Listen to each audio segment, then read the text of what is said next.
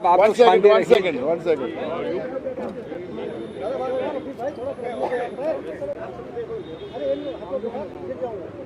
Hold on. आप लोग ready है ना? रेडी है। एक second. Ready, 1 minute. First, Abhishek Manu Singhvi on our behalf, and after that, Javed. Only two of them will speak. After that, if you have any questions, we will answer. We spent about 45 minutes outside talking about the MCC also.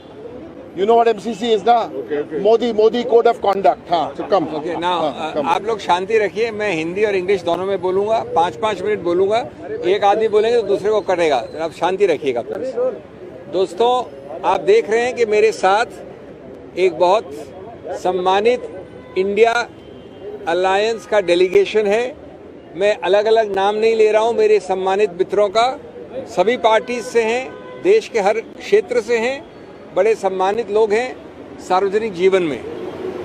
हम लोग सब इकट्ठे होके India की तरफ से करीब 1 घंटा पौने घंटा बिता के आए हैं. हमने मुख्य रूप से 2 मुद्दे उठाए. पहला मुद्दा कि एक तो 11 दिन का विलंब वोटर परसेंटेज के प्रकाशन में नहीं होना चाहिए, नहीं हो सकता. लेकिन उससे ज़्यादा महत्वपूर्ण, ज़्यादा चिंताजनक, जो वोटर परसेंटेज में वृद्धि हुई है वो पहले दिन प्रकाशित आंकड़े और 11 दिन या 5 दिन या 7 दिन बाद प्रकाशित आंकड़ों में लगभग 5.5% है. एक में 5 दशमलव कुछ, एक में 5.7%. नंबर 1. नंबर 2, अगर आप इसको तुलनात्मक रूप से देखें 2019 के चुनाव में, तो इन्हीं फेजेस में ये आंकड़े जो बदले थे वो लगभग 2, 2.5, 1, 1.25% थे, जो इस बार 5.5 या 5.7% हैं. यानी तुलनात्मक रूप से इतनी वृद्धि हमने 2019 के चुनाव में फेजेस के दौरान नहीं पाई. नंबर 3, इसमें यह प्रश्न उठता है लाजमी कि अगर आप जल्द से जल्द तुरंत प्रकाशन कर दें तो अटकलें नहीं हो, संदेह नहीं हो, प्रश्न चिन्ह न हो कि क्या कौन सी कॉन्स्टिट्यूंसीज हैं जहां पर ये हुआ है, कौन सी कॉन्स्टिट्यूंसीज हैं, सिर्फ यही कॉन्स्टिट्यूंसीज हैं जहां अचानक वृद्धि हुई है, जहां पर सत्तारूढ़ पार्टी पहले हारी है. इन सब को बचाने के लिए, इन सब प्रश्न चिन्हों से अवॉइड करने के लिए आवश्यक है कि चुनाव आयोग जल्द से जल्द ये प्रकाशन करे. ये हमारा कंप्लेंट कई दिन पहले दिया गया था. ये थोड़ी दुर्भाग्य की बात है कि आज हमें समय दिया 5 बजे का और 4, सवा 4 बजे इसको अपलोड किया गया, इसका जवाब चुनाव आयोग द्वारा. हम तो इसको देख के अवलोकन करके आगे बढ़े हैं. लेकिन मैं समझता हूं कि जो हमको आंतरिक रूप से बताया चुनाव आयोग ने, उसमें बहुत संशोधन, सुधार का स्कोप है. और ये विश्वसनीयता, ये विश्वास, ये समर्थन जो चुनाव आयोग के संस्थापक रूप से है, उसको मेंटेन करना अति आवश्यक है. संक्षेप में दूसरी बात और भी चिंताजनक है. दूसरी बात बहुत चिंताजनक है. आज सिर्फ कांग्रेस पार्टी को लीजिए आप, तो माननीय मोदी जी और माननीय गृह मंत्री जी के मामले में लगभग 11 याचिकाएं, कंप्लेंट्स दी गई हैं. ज़्यादातर सब हमने ही, मैं खुद आया हूं कई बार, हमने खुद ने लिखित रूप से दी है, और मेरे जो यहाँ सब मित्र हैं उनकी पार्टियों ने भी दी है. और उसमें 2024 अप्रैल से शुरू होता है. अप्रैल से आज आप आ गए हैं मई तक, और चुनाव खत्म होने वाले 3 हफ्ते बाद. आपने अभी तक इसके अगेंस्ट कोई एक्शन नहीं लिया. मैं सिर्फ बात कर रहा हूँ माननीय प्रधानमंत्री और माननीय गृह मंत्री के बारे में. मैंने कहा है, मैं दोहरा रहा हूँ, इस वक्त वो लोग ट्रायल पे बाद में होंगे, चुनाव आयोग ट्रायल पे होगा. HR खन्ना साहब ने एक बार कहा था कि 99% केसेस तो अपने आप हो जाते हैं, आमतौर के होते हैं. वो 1% केस होता है जिसमें विश्वसनीयता पे प्रश्न चिन्ह उठता है. और इसका हमें बहुत ज़रूरी जल्द जवाब चाहिए, क्योंकि ये विंडो बदलाव नहीं हो सकती, रिवर्सिबल नहीं है, ये ख़त्म हो जाएगा समय. Very briefly in English friends, we have a very distinguished gathering of India Alliance. You can see the faces here. I am not taking names. Each party across India is represented. They are tall leaders in public life. We all spent almost 45 minutes to an hour with the Election Commission. Broadly, two major issues were raised.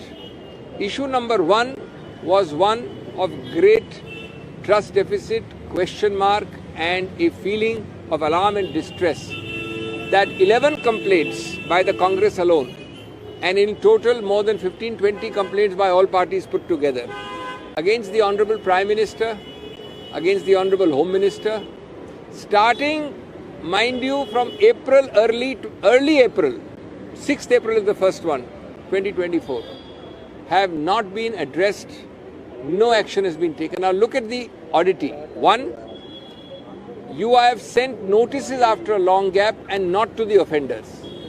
You have, for the first time in the history of the Election Commission, sent notices to party presidents. I have yet to see that I will be vicariously liable because my friend here has done something. I have not understood this meaning. Number two, we are not told what is the response, what is the action being taken, why there is a delay. Number three, this is an irreversible window. It touches upon level playing field, it touches upon free and fair elections, it touches upon democracy, it touches upon basic structure. The custodian of all these constitutional values is the Election Commission. If they don't act promptly, it would be a complete abdication of constitutional duty. And fourthly, there is no joy to us to go to the Supreme Court and get directions saying, why don't you decide? This is not the way constitutional functionaries should function. We are distressed and there is no satisfactory answer why these people are not touched. The second issue we raised was about non-publication or publication with extreme delay of the voter turnout percentages. And we made three quick points before I end. One, that the difference here of voter percentage increase is 5.74% or 5.5%. The comparable figure in the 2019 elections, the first three phases, was 2%, 1%, 2.5%. This time it is double. Number two, we are not given a stamp of approval by published figures of the EC. We are told to calculate on our own because there is real-time data available with the candidates or with the voting app. That may be so, but the stamp of approval of a published absolute figure and a percentage figure by the EC carries its own constitutional weight. We have asked for that. And thirdly, you have to avoid this delay and avoid this huge discrepancy in figures because it raises unnecessary question marks. Did this increase in votes suddenly occur only in those areas where the ruling party had done badly last time? Did it occur across all constituencies? These are all avoidable questions because transparency and promptitude by the EC will solve them immediately. Thank you very much. Javed. So just one second. एक minute एक अलग सा point है. ये अलग point है. पिछले कई बैठकों में चुनाव आयोग के साथ हम लोग इस प्रश्न को उठाते आए हैं. एक तरफ तो चुनाव आयोग मतदान का प्रतिशत बढ़ाने के लिए बहुत सारा प्रयास करता है, लेकिन उत्तर प्रदेश के अंदर खास तौर से पुलिस वहां कुछ लोगों को रेड कार्ड जारी करती है और उस रेड कार्ड में ये चेतावनी देती है कि आप बूथ के आसपास नहीं दिखेंगे, आप चुनाव में बाधा उत्पन्न कर सकते हैं. और आपको जानकर ये आश्चर्य होगा कि ये रेड कार्ड्स की संख्या एक लोकसभा क्षेत्र में 10,000 से लेकर के 60-70 हज़ार तक होती है. इससे चुनाव में मतदान का प्रतिशत प्रभावित होता है. आज चुनाव आयोग ने हमारी बात का संज्ञान लिया और उन्होंने ये आश्वासन दिया है कि आइंदा ऐसा कोई रेड कार्ड जो निश्चित रूप से इल्लीगल है, अवैधानिक है, पुलिस जारी नहीं कर पाएगी. किन्हीं भी लोगों को पुलिस ऐसा रेड कार्ड जारी नहीं करेगी. हमने इस बात के लिए चुनाव आयोग का धन्यवाद किया. उन्होंने ये माना है कि पुलिस द्वारा जारी किया जाने वाला सो कॉल्ड रेड कार्ड अवैधानिक है और वो किसी धारा, किसी नियम, न चुनाव आयोग का न सीआरपीसी का किसी नियम के तहत जारी नहीं होता है. उन्होंने कहा है कि हम आपको आश्वस्त करते हैं कि ऐसे रेड कार्ड आगे जारी नहीं किए जाएंगे. ये रेड कार्ड का एक नमूना है. ये तो वाइट पेपर पर है क्योंकि फोटो कॉपी है. इसके अंदर लिखा हुआ है कि आप चुनाव को प्रभावित कर सकते हैं, आप चुनाव के दिन कहीं दिखेंगे नहीं, इधर नहीं दिखेंगे, उधर नहीं दिखेंगे. तो इस बात को हमने कई बार रेज किया था. आज चुनाव आयोग ने माना है, इसके लिए उनका धन्यवाद. आपने मेरा ट्वीट नहीं पढ़ा. ट्वीट पढ़ लीजिए, दोनों ट्वीट। केस चल रहा है, अभी बात करेंगे, लेकिन मैंने ट्वीट किए हैं, इस पर विस्तार से किए 2 ट्वीट, उसको देखिए। सर सॉरी, हरभजन सिंह खालसा बंगला साहब से सर देख के आया हूँ सर, आपको 2 बूथ के पोलिंग बूथ के कितना मीटर के दायरे में हमको 200 मीटर